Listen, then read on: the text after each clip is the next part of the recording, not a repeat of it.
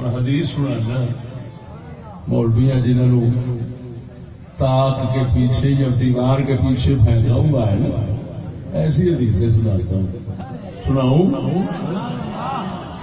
ساڈے نبی کی ضرورت محسوس کیتی سی تے ساڈے اماماں بھی کیتی سی، لیکن ایسا نہیں کرتے کیونکہ نبی نال ون سیانے ہیں یا امت دے ود خیر اے ابو داؤد شریف کی صحیح حدیث، ابو داؤد صحیح حدیث، یہ باب فی تداعی الامم علی الاسلام. واہ واہ مدینے میں تاجدار حضور نے فرمایا یونائٹڈ نیشنل آرگنائزیشن UNO، قوموں کا اتحاد، قوموں کا اتحاد UNO. مدینے کے تاجدار نے یہ بھی پتا پہلو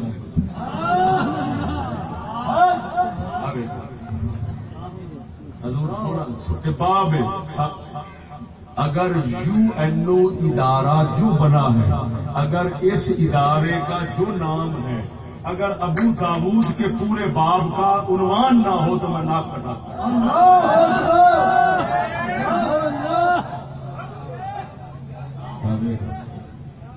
فی تداعی الامم علی الاسلام، اسلام کو ختم کرنے کے لیے قوموں کا اتحاد. اب انہوں نے UNO نے اسلام کو ختم کرنے کے یہ لفظ چھپا دیے اور UNO یونائٹڈ نیشنل آرگنائزیشن یہ رہنے دیا. الاسلام کا لفظ چھپا دیا، اس کا ترجمہ نہیں دیا تاکہ مسلمان جڑے میرے جگرے خبردار ہو جائیں. حضور نے فرمایا مینو پک کے قوما تے خلاف یہ کٹیاں ہو گئی جی کھان والے پیالے بھی کٹے ہو گئے،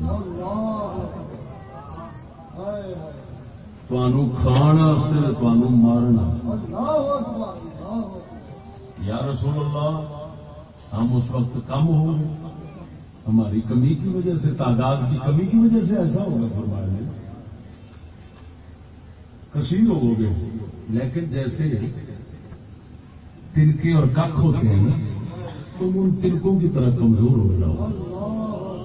عجیب گل ہے، ہمارے پاس ہر طاقت اس وقت ہے اور حضور فرما رہے ہیں تم اس طرح ہو جاؤ گے غصہ ولکنکم غصہ السیل،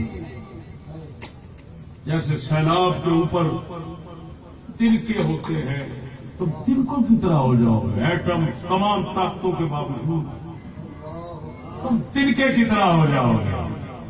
یا رسول اللہ وَيَنزِعَنَّ اللَّهُ مِنْ صُدُورِ عَدُوِّكُمُ الْمَهَابَةَ مِنْكُمْ، یہ وہ لفظ ہیں جو جن کی طرف اشارہ پہلے ناچیز نے کیا. کیا حضور نے فرمایا اللہ تعالیٰ تمہارے دشمنوں کے دلوں سے تمہاری ہیبت نکال دے گا، تمہارے دشمنوں کے دلوں سے تمہاری ہیبت کھینچ لے گا، تمہارے دشمنوں کے دلوں سے تمہاری ہیبت نکال دے گا. اس کا مطلب یہ نکلا کہ دشمنوں کے دلوں میں مسلمانوں کی ہیبت رہنا یہی اصل مسلمانوں کی عزت کا راز ہے. اور یہ اس لیے رہی ہے، توجہ، یہ اس لیے رہی ہے جس لیے اور صبر سے تقوی. اور نبی سونے نے شرح کی فرمایا تھوڑے دلوں میں آ جائے گا. توجہ، حضور نے فرمایا دشمن کے دلوں میں ہیبت تھوڑی نکل جانی، تھوڑے دلوں میں انہوں کی ہیبت پی جانی، الٹ کام ہو جانا. کمزوری تھوڑے دل ہیبت ادھر آ جائے گی ادھر نکل جائے گی، ادھر آ جائے گی ادھر نکل جائے گی، ادھر آ جائے گی ادھر نکل جائے گی. صحابہ نے عرض کی یا رسول اللہ یہ کہڑی شے ہونی ہے جی سارے دل کے اندر انہوں کی ہیبت پا دے گی. فرمایا حب دنیا وکراہیت الموت، دنیا دی ہرس، دنیا دی ہرس.